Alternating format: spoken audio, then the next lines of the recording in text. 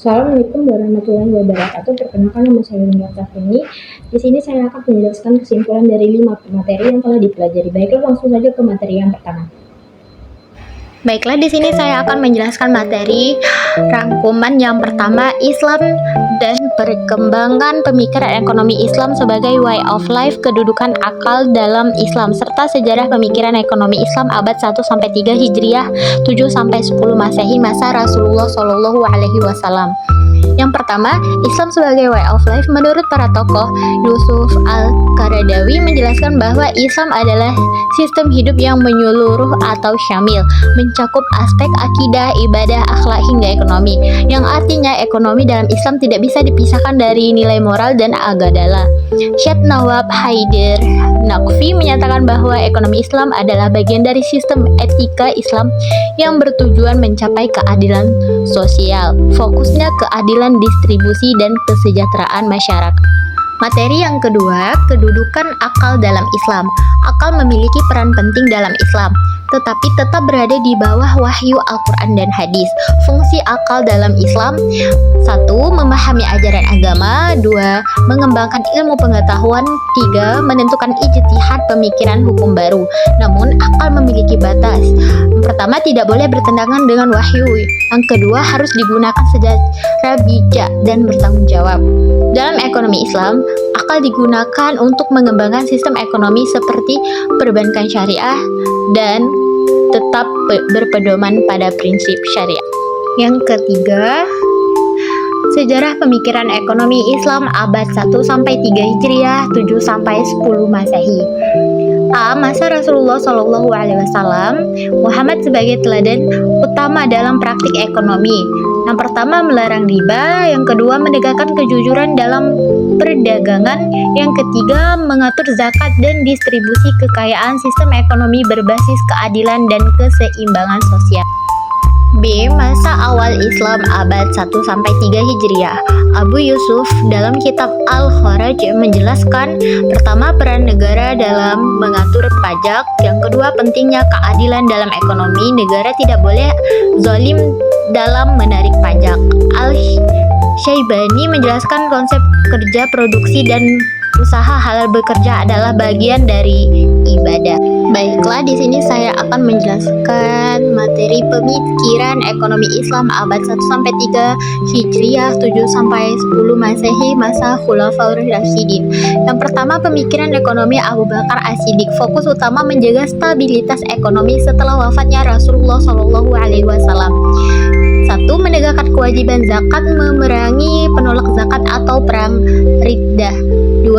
Menganggap zakat sebagai bagian dari sistem ekonomi negara. Fungsi zakat: 1. Sumber pendapatan negara. 2. Distribusi kekayaan, mengurangi kemiskinan. 3. Pengelolaan Baitul Mal masih sederhana tahap awal. Intinya, zakat sebagai pondasi ekonomi Islam. Kedua, pemikiran ekonomi Umar bin Khattab. Fokus utama penguatan sistem ekonomi dan administrasi negara. 1. Mengembangkan Baitul Mal secara terstruktur. 2. Membentuk sistem gaji bagi pegawai negara. 3. Mengatur pajak seperti kharaj, pajak tanah, dan jizyah. Tidak membagi tanah hasil perang, tetapi dikelola untuk kesejahteraan umum. Membuat kebijakan pasar, mengawasi harga dan keadilan. Intinya, membangun sistem ekonomi yang terorganisir dan adil. Yang ketiga, pemikiran ekonomi Utsman bin Affan. Fokus utamanya pengembangan ekonomi dan kesejahteraan masyarakat. 1. Tidak mengambil gaji dari negara atau menunjukkan integritas. 2. Mengembangkan perdagangan dan infrastruktur ekonomi.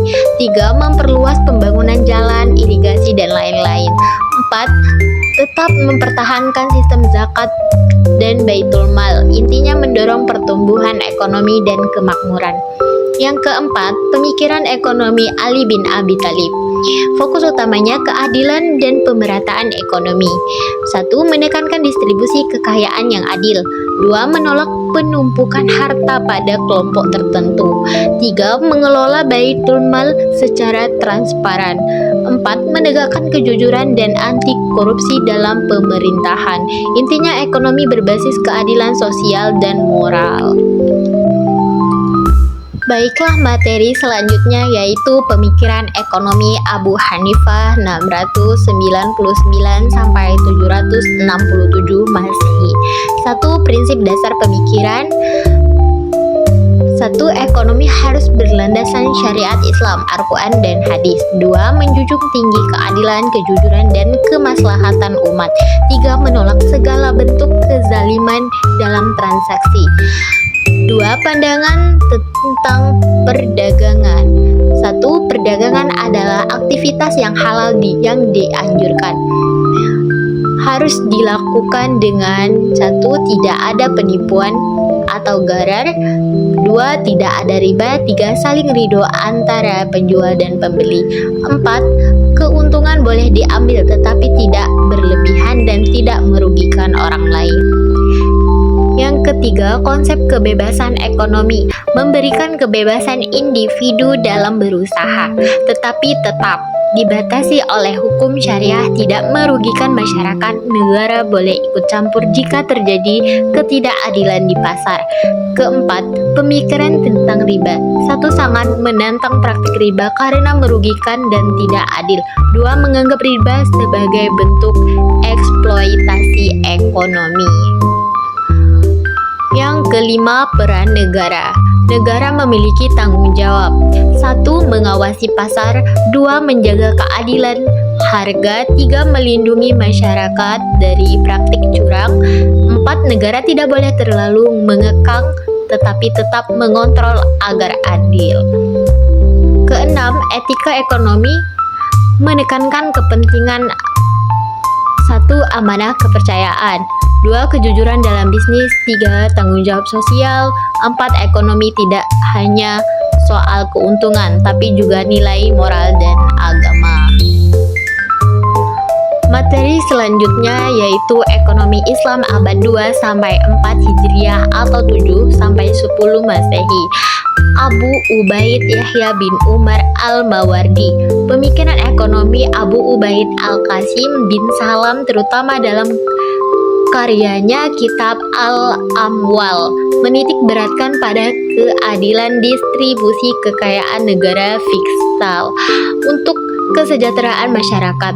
Abu Ubaid menekankan pentingnya pengelolaan Baitul Mal secara amanah, menuntut negara menjamin standar kehidupan yang layak bagi individu, serta membatasi akumulasi kekayaan eksploitatif untuk mencegah ketimpangan sosial.